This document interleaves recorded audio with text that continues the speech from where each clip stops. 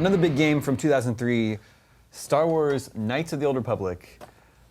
One of the best role-playing games of all time, maybe the best Star Wars game of all time. One of the best games I've ever played. Oh yeah, ever. Easily, like, if you asked me my favorite game, like, it'd be up there. You know, it's hard to decide. And really, it was just like Star Wars before the movies, so it has so much freedom when like there were so many Jedi and Sith running around doing all this stuff. Great adventure where you had to like earn the lightsaber. Some people get mad when you don't, but because you have to go through terrorists, and I was like, oh my god, I hate going through this gauntlet. But when you got it, it was so sweet, right? Yeah. But of course, the big talking point of the game is that twist. Yeah, that twist though. Oh my gosh. We are going to spoil it. If you haven't played Knights of the Old Republic, please stop. Save yours. Pause the episode. Come back in 60 hours. It's a 12-year-old game, so hopefully it's okay to talk about this. Yeah, but the big twist is that you are Darth Revan. You're the bad guy that everyone's talking about the whole game that disappeared. Yeah. Oh my gosh, I remember that. And then I remember I played it again to just experience it again and get the different ending. Then I played it again to see if there's like a neutral ending. Oh my god. Yeah. I like that. I mean, this is BioWare, right?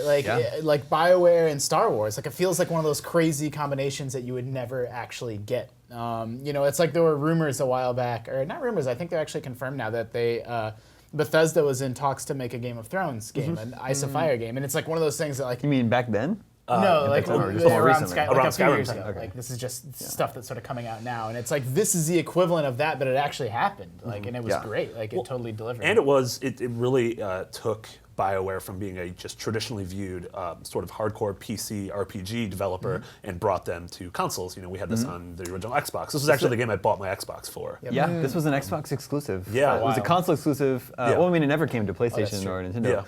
Yeah. It came to Xbox One first, and then a few months later came to PC. Yeah. So it was like a big Western exclusive on the Western console. Yeah, absolutely. And this was what sort of paved the way for BioWare to be able to develop Jade Empire and then Mass Effect and Dragon Age, and it really put them in that upper echelon of developers that we know them as today.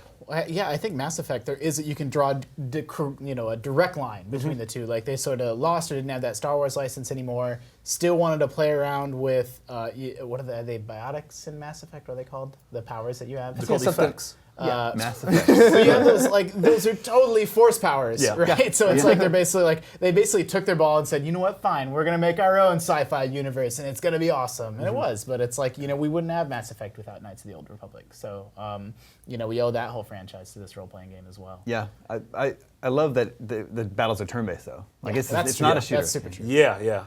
And it's one of those we had KOTOR 2 come out, which had a little you can tell it don't had bring it up. Truncated development time. Some of the game was different developer. Could have been great. Could have been great. And then we've had the Old Republic since then. But I think a lot of us are looking back and we're like, man, we want BioWare to do another traditional big single-player Star Wars game. Well, like that era of Star Wars, Joshua, you touched on this earlier, is so interesting because you get sort of it's got lightsabers and it's got the music and it's got Jedi and like all this stuff that people kind of know and love about Star Wars, but without any of the sort of baggage of A New Hope. I mean, I don't know, maybe baggage is being a little mean, but I just like that you get to play around in this world, but without having to deliver, like, it's got to have Darth Vader, and you got to have, like, the Millennium Falcon show up. Yeah, but it did have, like, throwbacks to the original one, like when they raised that planet, but just by shooting a barrage of lasers across the whole surface. That was ridiculous. Awesome.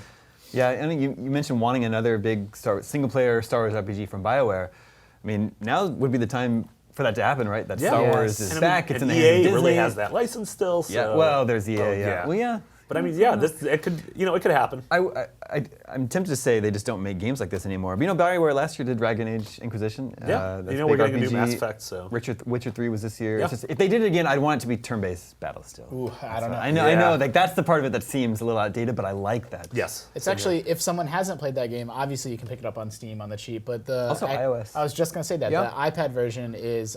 I wouldn't say it's like the superior way to play the game, but it's totally acceptable. I played around with it for several hours. Yeah, and I think the turn-based nature helps with that because you don't really have to make decisions super quick. They told great stories in the game. They had great characters like HK-47. Yeah, he was a real mean racist- robo. The He was a racist robot. Meat bags. What are you racist? If you're just human if you're against all humans, Specious. specious, yeah. He was like the reason to play that game, aside from the awesome twist and all the other stuff he said. But he's the reason you like remember it. And in other like games, they tried to like bring him back and like keep him a part of it. And then in the MMO, I think you could kind of like recruit. You had to collect pieces of him, I think, and then you could like bring him back and have him be part of You your have to crew. build a racist. Something like that. Something like that. But yeah, so he was definitely like one of the standout characters. He was a of very it cool all. character.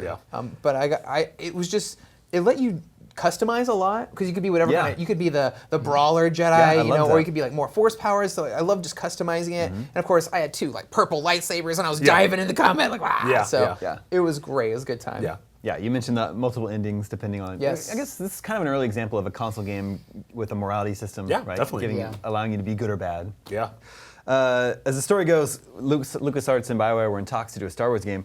LucasArts gave them the option of doing a game based on Episode 2 or doing a game set 4,000 years in the past. Ooh, they made the right choice. Good decision. But when you're in the moment, like that probably didn't feel like the right choice. Right? I don't know. Like, I think, and, like they knew Episode 2 was going to be the biggest thing on Earth. but didn't they also know that But Episode they 1 was knew, real bad? yeah. Ooh, yeah. So they're like, don't want to be tied into that.